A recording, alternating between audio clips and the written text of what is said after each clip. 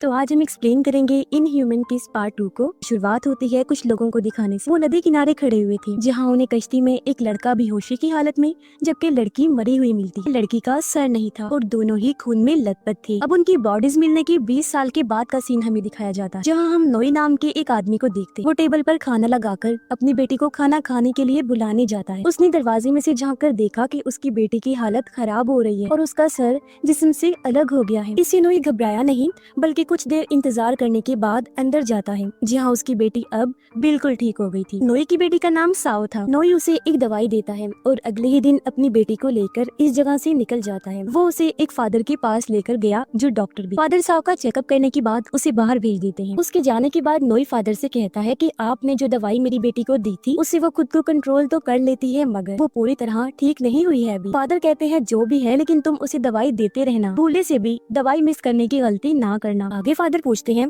अच्छा बताओ क्या अब तुम्हारे सीने में दर्द होता है जैसे कुछ सालों पहले हुआ करता था। नोई जवाब देता है कि नहीं अब नहीं होता। साओ के पैदा होने के बाद वो दर्द ठीक हो गया है। आगे फादर कहते हैं कि साओ तुम्हारी और तुम्हारी वाइफ की निशानी है। भले ही तुम अपने माजी को बदल नहीं सकती, अपनी वाइफ को वापस नहीं ला सकती, लेकिन अपनी बेटी को बेहतर कर सकते हो। लेकिन अगर गलती से भी तुम्हारी दोस्त की तरह साओ का सलाइवा यानी उसके मुंह का लिक्विड किसी के अंदर चला गया तो वो इंसान भी इन्फेक्टेड हो जाएगा, यानी वो भी साओ की तरह उस कर्स श्राप का शिकार हो जाएगा। क्योंकि हम साओ के लिए जो दवाई बना रहे थे उसमें जो जड़ी बूटी डाली जा रही थी साओ के बड़े होने की वजह से वो उस पर तेज असर नहीं कर रही है, इसलिए मुझे उसमें कुछ और चीजें मिलाकर देखनी चाहिए। असल में 20 साल पहले नोई की एक दोस्त थी जो एक करासू थी। करासू दरअसल इंसानी रूप में एक डीमन मॉन्स्टर होता है जो किसी कर्स श्राप की वजह से ऐसा बनता है। जब भी वो इन्फेक्टेड इंसान गुस्सा करता है या कंट्रोल से बाहर हो जाता है तो उस इंसान के अंदर का करासू जाग जाता है, जिससे होता ये है कि उसका सर जिस्म से अलग हो जाता है, चेहरे के नीचे वाले हिस्से में टेंटिकल्स आ जाते हैं और वहाँ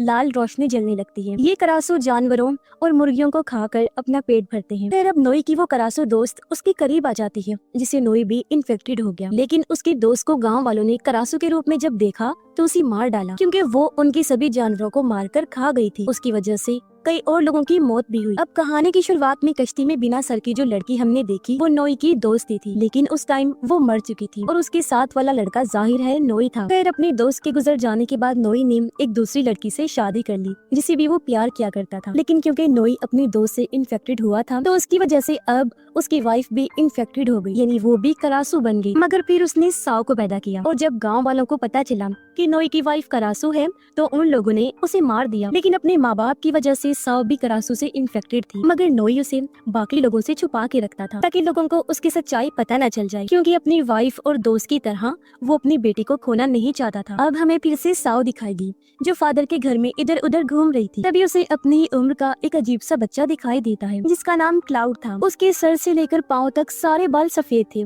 साथ ही उसकी आंखें भी अलग ही तरह की। अब साओ उसे अपने साथ जंगल में लेकर जाती है और उसे माउथ ऑर्गन जो एक म्यूजिक इंस्ट्रूमेंट है वो बजाकर सुनाती है। क्लाउड को उसका माउथ ऑर्गन काफी पसंद आया। अब उसे ड्राइंग बनाने का बहुत शौक था और वो साओ की ड्राइंग बना रहा होता है जिसे वो बनाकर साओ को देता है। तभी एक कबूतर वहाँ आकर गिर जाता है जिसे चोट लगी थी। क्लाउड उसे हाथ में उठाकर देख ही रहा था कि तभी कुछ शरारती लड़के वहाँ आकर कबूतर को मांगने लगते हैं। बच्चे कबूतर को नुकसान पहुँचाने वाले थे, इसलिए क्लाउड ने वो देने से मना कर दिया। तब गुस्से में आकर बच्चे उसे मारने लगते हैं। अब उसे मार खाता देखकर साओ को गुस्सा आ गया। वो कंट्रोल से बाहर हो जाती है और फौरन ही करासू में बदल जाती है। अब उसे इस हालत में देखकर बच्चे काफी डर जाते हैं और फौरन ही वहाँ से भाग गई। उनके जाने के बाद क्लाउड साओ को आवाज लगाता है और वो वापस से नॉर्मल हो जाती है। अब साओ इस वजह से वहाँ से भाग जाती है क्योंकि आज क्लाउड ने भी उसकी असली हालत देख ली।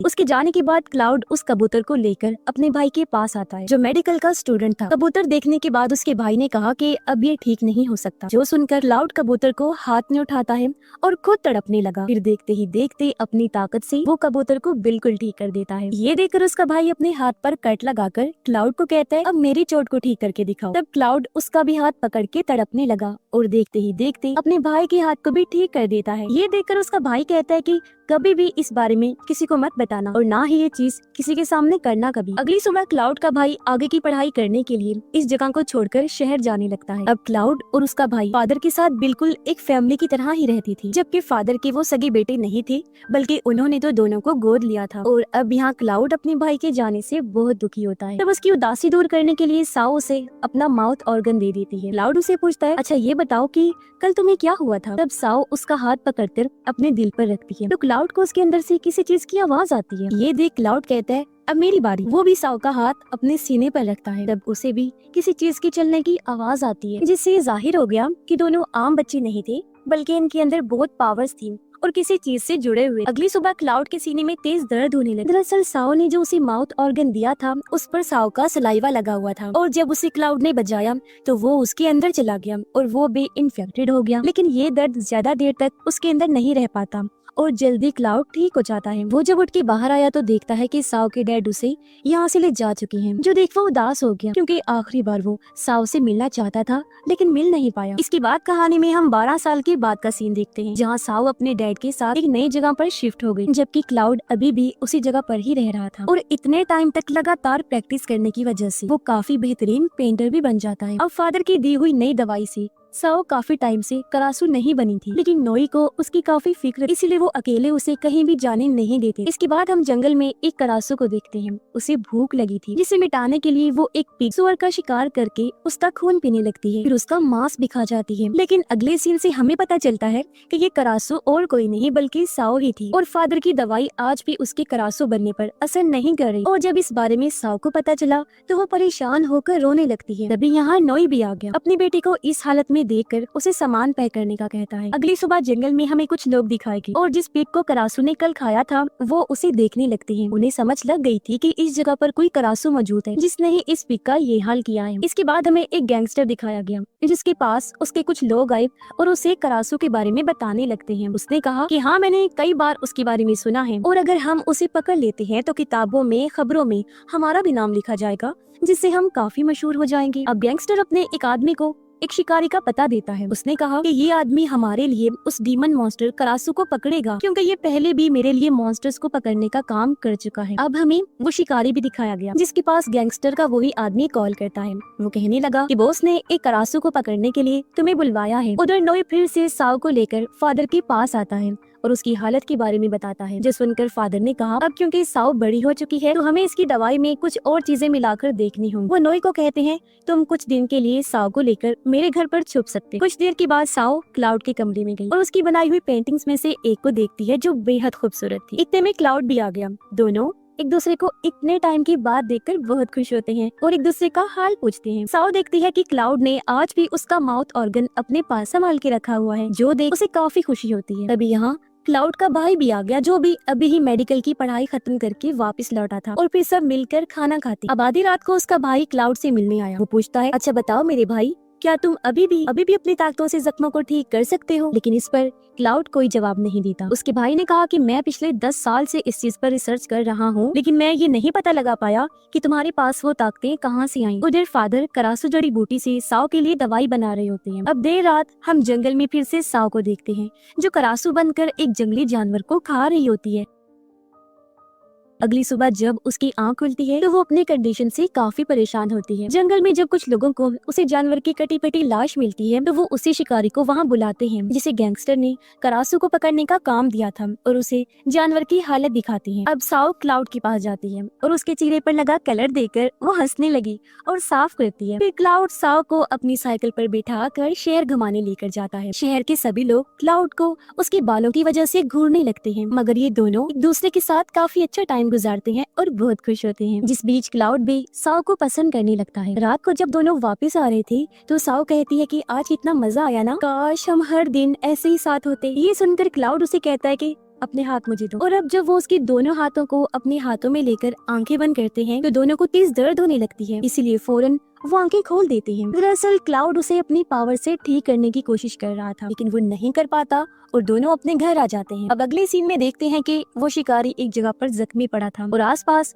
उसके सभी साथी मरे पड़े। अगले ही पल उसकी आंख खुल गई। ये उसका सपना जो देख वो घबरा गया, क्योंकि सपने में जो उसने देखा वो उसके साथ सच में हो चुका था। जब एक दिन वो अपनी शिकारी टीम के साथ करासू को पकड़ने गया तो करासू ने हमला करके उसके सभी लोगों को मार दिया, जिसमें शिकारी किसी तरह जिंदा बच गया था। लेकिन करासू के काटने की वजह से वो मेल करासू बन गया, जिसे क्राहंग कहते हैं। अब यहाँ मैं आपको ये जानकारी दे दूं कि अगर करासू किसी आदमी के करीब आती है तो उसे सिर्फ सीने में दर्द होती है, लेकिन अगर वो किसी फीमेल को किस करती है तो वो औरत भी करासू बन जाती है। लेकिन अगर मेल और फीमेल दोनों करासू किसी आदमी को काटते हैं तो वो आदमी क्राहंग बन जाते हैं। अब ये मेल करासू यानी कि क्राहंग जिंदा रहने के लिए फीमेल करासू का दिल निकालकर उसे खा जाया करती। अब क्राहंग से जब वो शिकारी नॉर्मल होता है तो सीधा अपने बॉस के पास गया। वो गैंगस्टर उसे कुछ पैसे देते हुए कहता है कि इसे बेशक तुम एडवांस समझ लो, लेकिन मुझे किसी भी हाल में वो करासू जिंदा चाहिए, समझे, वरना तो मैं तुम्हारी जान ले लूंगा। तभी शिकारी को एक ट्रक में से कुछ बच्चों की आवाजें आने लगती हैं। उसने जब चेक किया तो अंदर बहुत सारे बच्चों को बंदी बनाया हुआ है। इससे शिकारी को पता चला कि उसका बॉस गैंगस्टर बच्चों की स्मगलिंग भी करता है, यानी पूरी दुनिया में उन्हें बेचने का काम। और इनमें से एक बच्चा इस शिकारी का भी होता है, जो देखकर वो घबरा जाता है। वो जब इस बारे में गैंगस्टर से पूछता है तो उसने कहा कि मैंने इन बच्चों के बदले इनके माँ बाप को बहुत सारे पैसे दिए हैं, और अगर तुम चाहते हो कि तुम्हारा बेटा तुम्हें वापस मिल जाए तो उस करासू को मेरे पास लेकर आओ। अब पूरी रात साओ दर्द से तड़पती है क्योंकि उसे भूख सता रही थी। फिर अगली सुबह दिखाया जाता है कि एक फार्म में बहुत सारे मुर्गियों को मारकर किसी ने खा लिया था, जो काम भी जाहिर है साओ का ही था। तब इस फार्म में बहुत सारे लोग वहाँ की कंडीशन को देखने आते हैं, जिनमें नोई और फादर भी शामिल। नोई फादर को कहते हैं कि अब हमारा यहाँ रहना साओ के लिए ठीक नहीं होगा, हमें यहाँ से चले जाना चाहिए। उधर अपने कमरे में बैठकर साओ रो रही। वो अपनी इस हालत से काफी परेशान हो गई थी। अब उसे मार्केट ले जाने के लिए यहाँ क्लाउड आता है, पर क्योंकि साओ का मूड ठीक नहीं था इसलिए वो उसे देखकर छुप जाती है। कुछ टाइम के बाद नोई अपनी बेटी साओ को जब वहाँ से ले जा रहे थे तो क्लाउड उसके पास आया। वो बस साओ को देखता ही रहता है, जिसके बाद दोनों बाप बेटी अपने पुराने घर के लिए निकल जाते। क्लाउड का भाई और फादर करासू जड़ी बूटी पर रिसर्च करे ताकि वो साओ के अंदर के करासू को हमेशा हमेशा के लिए खत्म कर सके। आधी रात को बीच सड़क पर अपनी गाड़ी में बैठे हुए हम शिकारी को देखते हैं, जो करासू का इंतजार कर रहा था। पर तभी उसके अंदर का क्राहंग बाहर आने लगा, जिस वजह से वो दवाइयाँ खाता है, लेकिन इसके बावजूद भी वो तड़पता रहा और आखिरकार क्राहंग बन जाता है। अब उस पर नजर रखने के लिए गैंगस्टर ने अपने दो साथियों को भी भेजा था, जो उसे क्राहंग बनते हुए देख लेते हैं, इसलिए वो उन्हें बेरहमी से मार डालता। उधर साओ जब सो रही थी तो उसका सर फिर से जिस्म से अलग हो जाता है, जो देखकर नोई दरवाजे को बंद कर देते हैं ताकि उसका सर उड़कर बाहर न चला जाए। उन्होंने मजबूती से दरवाजे को बंद करके रखा। हालांकि करासू बाहर निकलने की बहुत कोशिश करती है, लेकिन वो किसी भी हाल में उसे रोके रखने के लिए दरवाजे से नहीं हटी। फिर अगले ही दिन वो खून से भरे हुए सभी कपड़ों को जला देते हैं ताकि किसी को भी साओ के करासू होने के बारे में पता न चल जाए। इतनी ही देर में यहाँ फादर आ जाते हैं, उनके साथ क्लाउड और उसका भाई भी। अब क्लाउड को देखकर साओ काफी खुश हो जाती है। फादर साओ के लिए और अच्छी दवाई बनाकर लाए, जिसे वो नोई को दे दे। क्लाउड का भाई घर देखने के लिए जब वहाँ घूमने लगा तो वो नोई के फार्म हाउस में भी चला जाता है। उसने देखा कि नोई भी करासू जड़ी बूटी पर रिसर्च कर रहे हैं, क्योंकि वो भी एक मेडिकल की स्टूडेंट हुआ करती। साओ क्लाउड को नदी किनारे लेकर गई, जहाँ वो उसे उसी का दिया हुआ माउथ ऑर्गन बजाकर सुनाता है, जिससे साओ को काफी अच्छा लगा और अब उसे खुश देखकर क्लाउड भी खुश हो जाता है। फिर रात को साओ जब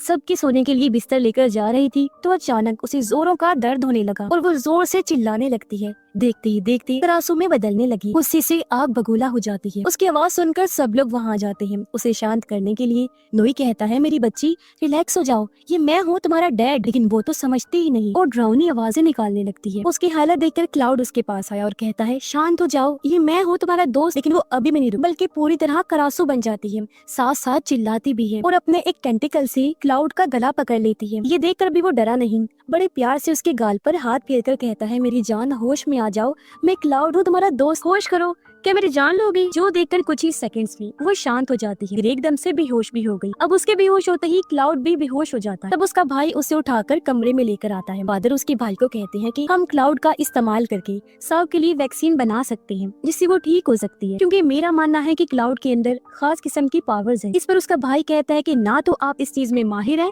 और ना ही मेरा भाई किसी लैब का चूहा है जिस पर आप एक्सपेरिमेंट करें और उसे अपने लिए इस्तेमाल करें। तो मैं अपने भाई को आपको कुछ करने नहीं दूंगा। इतनी ही देर में क्लाउड की भी आंख खुल गई। उसने लोगों की बातें सुन ली थी, इसलिए वो फादर को कहता है कि आप मेरा इस्तेमाल कर सकते हैं क्योंकि मैं साओ के लिए कुछ भी कर सकता हूँ। अगले दिन क्लाउड साओ को फिर से नदी किनारे लेकर जाता है और उसे कहने लगा कि शायद तुम्हें ठीक करने के लिए मैं इकलौता जरिया हूँ। इस पर साओ ने कहा, लेकिन अगर मुझे ठीक करते हुए तुम्हें कुछ हो गया तो मैं तुम्हारे बगैर क्या करूंगी। क्लाउड उसे तसल्ली देता है कि भरोसा रखो, ऐसा कुछ नहीं होगा। फादर क्लाउड के खून के सैंपल के साथ रिसर्च कर रहे। तब इतनी ही देर में वहाँ शिकारी क्राहंग बनकर आ जाता है जो पूरी तरह बदल चुका था। फादर उसे जानते क्योंकि उसका भी इलाज खुद फादर ही कर रहे, लेकिन आज तक उन्होंने इसे साओ के बारे में नहीं बताया क्योंकि उन्हें डर था कि कहीं ये साओ को मारकर उसका दिल ही निकाल कर खा न जाए। अब क्राहंग अपनी दवाई लेने आया था। फादर उसे कहते हैं, मुझे थोड़ा और टाइम दो, तुम्हारी दवाई बस बनने ही वाली है। अब फादर उसे क्लाउड के खून से बना इंजेक्शन लगाने का सोचते हैं, पर ऐसा करने से पहले ही क्राहंग फादर पर हमला कर देता है। उसने उनका हाथ पकड़ लिया। तो फादर की चिल्लाने की आवाज सुनकर बाकी लोग वहाँ आ जाते। उन्होंने जैसे ही क्राहंग को शूट किया वो फौरन भाग जाता, लेकिन इनके आने में देर हो गई क्योंकि क्राहंग ने फादर के गले पर काट लिया था जिससे उनकी मौत हो गई। उनकी मौत से क्लाउड के भाई को बहुत दुख होता है।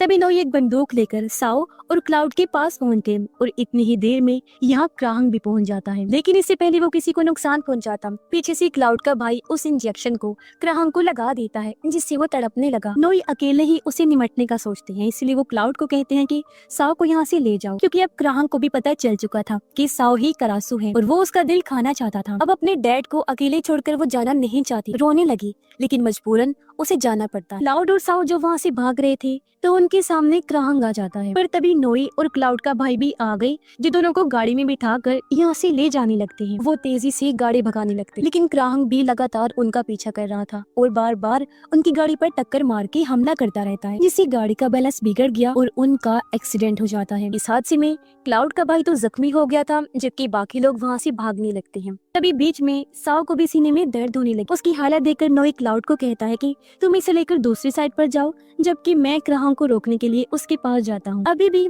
वो अपने डैड को छोड़ के जाना नहीं चाह रही थी, जिस वजह से उसके डैड साओ को समझाते हैं और उसका हाथ काट कर साओ का खून अपने जिस्म पर लगा लेते। साओ का खून सुनकर क्राहंग नोई की तरफ आने लगता है, एकदम से झपट कर हमला कर देता है। नोई भी नहीं रुकते, हमला कर देते हैं और इन दोनों के बीच बराबर की लड़ाई चलती रहती है, खूब हाथापाई होती है। फिर नोई उस पर अपना कंट्रोल बनाकर शूट करता है, लेकिन वो चुप गया था। क्लाउड जब साओ को संभाल रहा था तो दर्द से उसकी हालत और खराब हो जाती है और देखते ही देखते अब वो भी करासो बन जाती है। पूरा नहीं उसका सर जिस्म से अलग हो जाता है और अब वो उड़कर अपने डैड की तरफ जाने लगती है। ये जब पहुंची तो नोई उसे बड़े प्यार से देखते हैं और रोने लगते हैं। तब साओ भी एक अच्छी बेटी की तरह अपने टेंटिकल से डैड के आंसुओं को साफ करती है। बाप बेटी के दरमियान इमोशंस का ये सीन चल ही रहा था कि तभी पीछे से क्राहंग आ जाता है। वो नोई के अंदर अपना हाथ घुसाकर उसका दिल बाहर निकाल लेता है, जो देखकर साओ दुखी होकर रोने लगी। साथ ही उसे गुस्सा भी आ रहा था, वो चिल्ला रही थी, लेकिन यहीं पर ही नोई की दर्दनाक मौत हो जाती है। अपने डैड की वजह से साओ की आंखों में जैसे खून उतर आया हो और वो गुस्से से क्राहंग पर चिल्लाने लगी, एकदम उस पर झपट पड़ती है और इस तरह दोनों मॉन्स्टर्स के बीच खतरनाक लड़ाई शुरू हो जाती है। एक दूसरे को बहुत मारते और काटते हैं, लेकिन जाहिर है क्राहंग इतना खतरनाक था तो उसकी ताकत के आगे करासू कहाँ टिकने वाली थी। वो अपनी पावर से करासू को दूर उठा के दे मारता है। अब साओ को मुसीबत में देखकर क्लाउड भी उसकी मदद करने आ जाता है। उसने क्राहंग पर हमला करने की अभी कोशिश ही की थी कि वो उसे एक मुक्के से ही दूर फेंक के मारता है। उसे मुसीबत में देखकर करासू जब वहाँ आई तो क्राहंग उसका एक टेंटिकल पकड़कर उखाड़ देता है। साओ दर्द में तड़पने लगी क्योंकि क्राहंग ने उसे एक हाथ में पकड़ा हुआ था। वो उसका दिल भी पकड़ लेता है और बाहर निकालने ही वाला था कि तभी उसकी मदद करने क्लाउड फिर से आने लगता है, लेकिन क्राहंग एक बार फिर उसे गले से पकड़ लेता है। अब उसके एक हाथ में करासू थी और दूसरे में क्लाउड, लेकिन तभी अपनी पावर से क्लाउड क्राहंग को ठीक करने की कोशिश करता है जिससे वो नॉर्मल होने लगता है। अब इस मौके का फायदा उठाकर करासू अपने एक टेंटिकल को उसकी गर्दन में घुसा देती है, जिससे वो जख्मी होकर नीचे गिर पड़ा। अपने आखिरी पलों में वो अपने बच्चों को याद करने लगा। फिर अगले ही पल क्राहंग की मौत हो जाती है। अब उसे ठीक करने के चक्कर में क्लाउड भी काफी जख्मी हो गया था, उसका भी आखिरी टाइम आ चुका था। अब वो किसी तरह साओ के सर को उसके जिस्म के पास लाता है और उसकी बॉडी से जोड़ देता है, जिससे साओ पूरी तरह से ठीक हो गई। लेकिन क्लाउड तकरीबन मरने वाला था, इसलिए दुखी होते हुए साओ उसे अपने गोद में लिटा लेती है। क्लाउड अपने आखिरी पलों में उससे माफी मांगता है कि मैं ऐसा तो नहीं चाहता था, लेकिन तुम्हें छोड़ के जा रहा हूँ, तो मुझे माफ करना प्यारी दोस्त। इतना बोलते ही उसकी भी जान चली गई और साओ उसे खोकर काफी रोने लगती। फिर एक तेज रोशनी के साथ सीन अगले दिन पर शिफ्ट हो जाता है, जहाँ साओ सासू बनकर जंगल में उड़ रही होती। वो अपना कोई नया शिकार जानवर ढूंढ रही थी ताकि अपना पेट भरने के लिए वो उसे खा सके। अब उसे किसी का भी डर नहीं था, वो अपने पसंदीदा जानवरों को एंजॉय कर कर के खाएगी। और इसी के साथ ही ये फिल्म इधर ही खत्म हो जाती है।